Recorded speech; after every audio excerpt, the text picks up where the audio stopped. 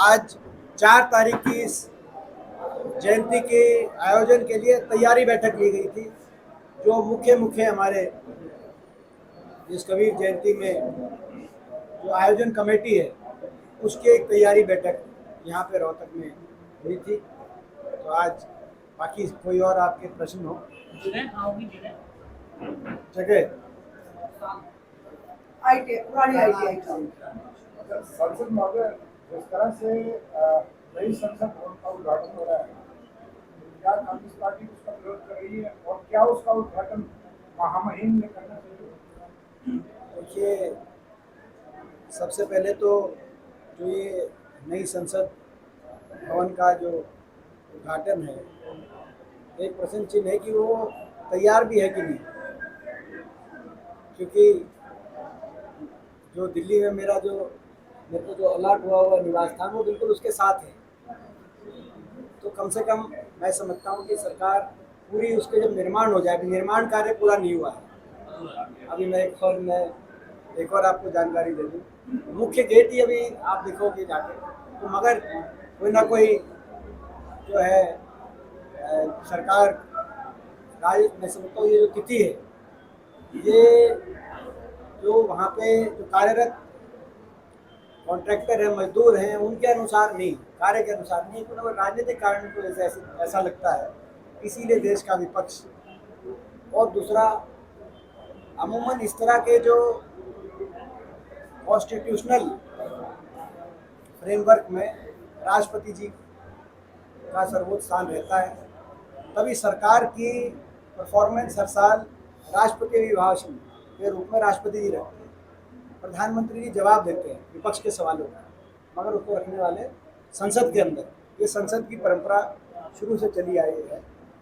तो कहीं ना कहीं जो संपूर्ण देश का विपक्ष है वो ये बातें उनको लगती हैं।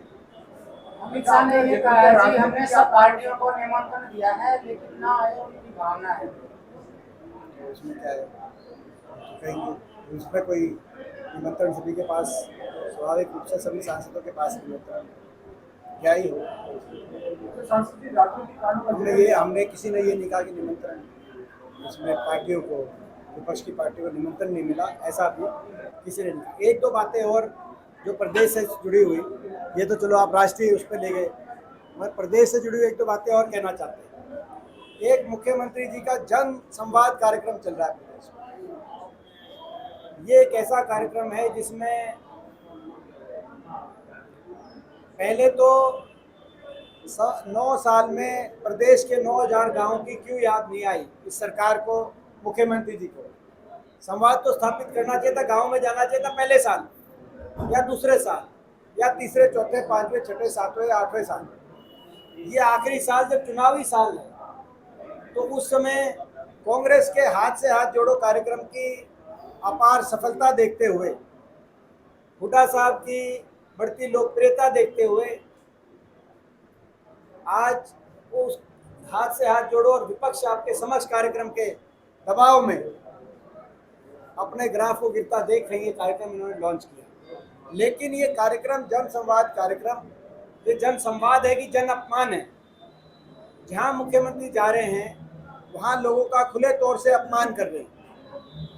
किसी को कहते हैं कि तू सिखा के कहीं आई हुई है, जबकि वो एक विधवा थी और उसके 22 साल के बेटे की नशे से डेथ हुई थी, और वो कह रही थी कि जो नशा बेचने वाले जो सरकारी संरक्षण में, उनके कस्बे में नशा बीजेपी के संरक्षण में बेच रहे हैं, उनके ऊपर कार्रवाई हो, और कहा कि तो सिखा के आई, बाहर कर करो इसको। किसी को कहते हैं तू किसी पार्टी का कार्यकर्ता है, इसको पिटवाओ।